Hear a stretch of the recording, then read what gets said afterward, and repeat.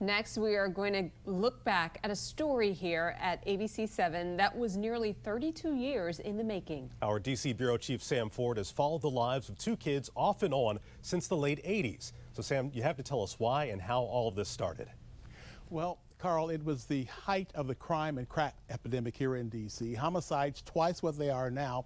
And our news director then, the late Bob Richbloom, told me to go out and find two kids, one in a stable situation, another in an unstable situation, and show their lives. So I did, and I just couldn't stop following. It's a story about two boys growing up in two of D.C.'s worst drug areas. Two kids. When we met them in the spring of 1989, they were both fifth graders. James Green, honor roll student who lived in a now demolished project in Southeast. His mom, attentive. Spell official. Official. O-F-F-I. And Christopher Oglesby, age 10, struggling to make it any way he could, pumping gas to selling newspapers, living in a drugged-out New York Avenue homeless shelter, the Capital City Inn. Fighting, shooting, guns. He lived with his two brothers and mom, who had not sent them to school. In a week and a half, yeah. We tried to follow the two kids in the more than 30 years since. James cut us off around age 14, teased by peers for being on TV. Christopher and his family fled D.C. after witnessing a murder and testifying. By age 13, he was doing well in a school in Cambridge, Maryland. Down here, like, you don't see people getting killed and everything like you did in Washington, D.C. But by age 18... You've been locked up down here?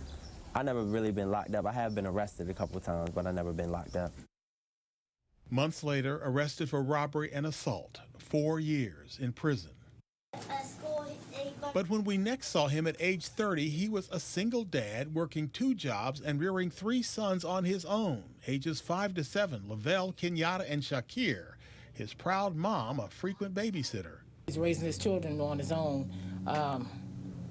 and there's a lot of men out there that don't do that. Really, after my first son was born, it just, gave me a whole new outlook on life. Can your daddy cook? Yes. Really? What can he cook? Anything. Like what? He cooked pancakes. He says it wasn't easy. I've had my lights cut off. I've had my stuff put out on the street. We're in Denton, Maryland. Christopher Oglesby is a dad with teenagers of his own.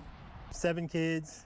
Most of them I've taken care of almost their whole life. In 2020, a lot more kids and recently remarried.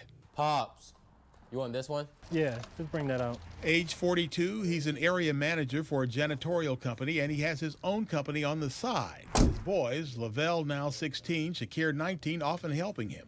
Most of last year they worked with me, on certain contracts. Just recently, my oldest son worked with me on a contract, and we got a couple more we're going to do next week. And how was Dad as parent? He wants us to become better, to achieve better. It's hard being an older brother. Really? Sometimes, yeah, sometimes. Having to take charge of the house when he's gone, and having to make them do the right thing so we all won't get in trouble and stuff. Remember we said James? So I can be smart. Cut us off at 14. Recently, he reintroduced himself to me on the street. Wow, what was he doing now? Well, no wife or kids yet, but the owner of Jagger Barbershop in Waldorf, Jagr for James Green, also now 42. His life also had ups and downs. In his 20s, a year in prison for selling drugs. It wasn't a death sentence, it wasn't a life sentence, but it was time for me to sit down and think, okay, so what are you gonna do from here? But he started working here at the barbershop, eventually bought the place, and lately publicity and accolades coming in for combining books with barbering. Out here in Waldorf, and I can't thank the clients enough out here. They keep me here. So 2 kids, from boys to men. So far, a happy ending. Life is great, man. I'm happy, I'm comfortable, I'm blessed. We picked 2 kids out there at random. 32 years later, are they dead? No. Did they end up in jail? Yes. But both of them told me that educational opportunities in prison helped them after they got out. And so, folks, it ain't all bad news, and I'm happy to be able to report that to you. Wow. Well, that is great, especially this time of year. I love to have a feel-good story like that. But while I was watching this, Sam, I was wondering, Have Christopher and James ever met? Do they know about each other? I know they do now. Actually, they have never met. I mean, they were aware of each other, obviously, for 30-some years, but they've never met. They both told me that they're interested in meeting, and we're all Instagram friends, and so that will probably happen. And I know you mentioned that James cut you off between the age 14 and recently, but had you had any contact with him in that time when he was off the TV? He wouldn't go on television, Carl, but he would occasionally contact. In fact, one time he was getting in trouble and he asked me if I would write the judge a letter, and I did.